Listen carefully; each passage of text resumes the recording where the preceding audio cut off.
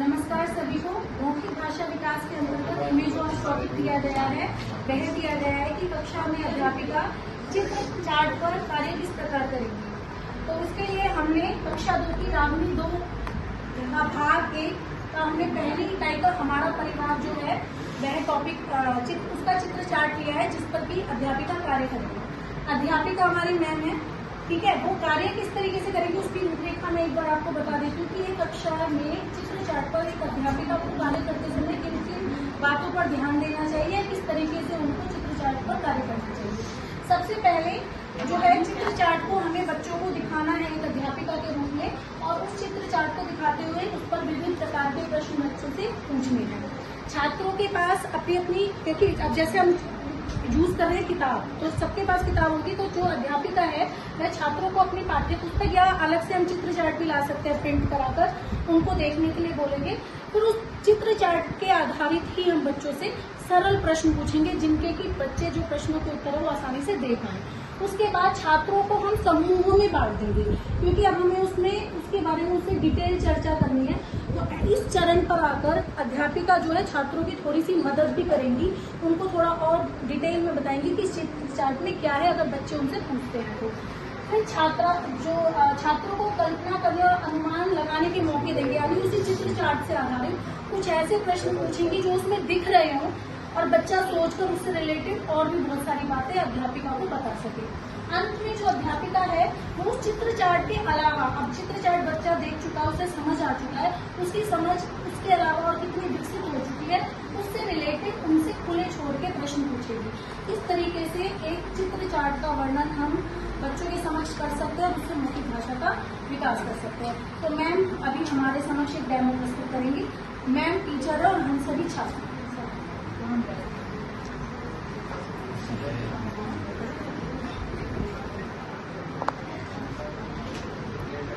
Good morning बच्चों। Good morning. आज हम हिंदी की अपनी पाठ्य पुस्तक रागिनी 2 को पढ़ेंगे, ठीक है। सब बच्चे अपनी किताब निकालेंगे। किताब का पहला ही पाठ है हमारा परिवार। पेज नंबर आपका ये आप खोल लेंगे किताब में से, कोई बात नहीं। ये चित्र आपको सबको दिख रहा है जी। आप अपनी अपनी पाठ्य पुस्तिका में ये चित्र खोल लें और देखें, इसको अच्छे से देखें। आप सब इसमें 5 मिनट लगाकर इस चित्र को बहुत ही ध्यान से देखेंगे, ठीक है। फिर मैं आपसे इसके बारे में कुछ चर्चा करूंगी, कुछ पूछूंगी। आप इसको पहले गौर से देख लें, सभी बच्चे देख लें।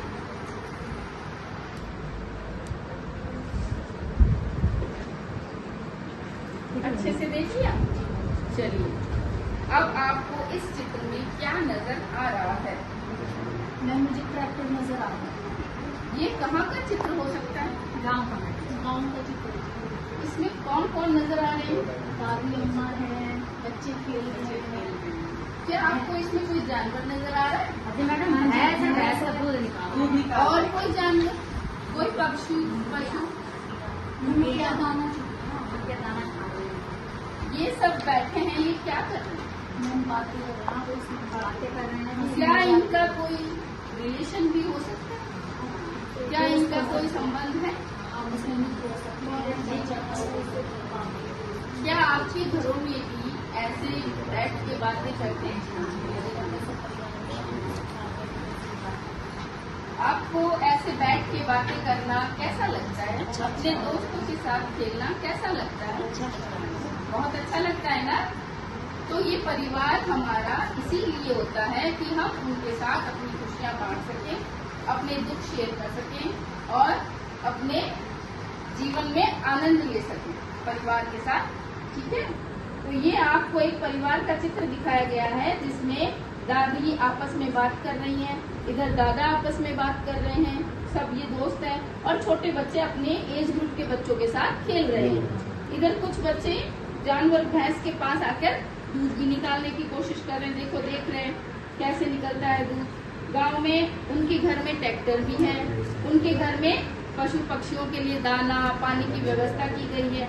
इन सबको देख के हमें अच्छा लगा ना, परिवार का अच्छा वर्णन किया गया है ना।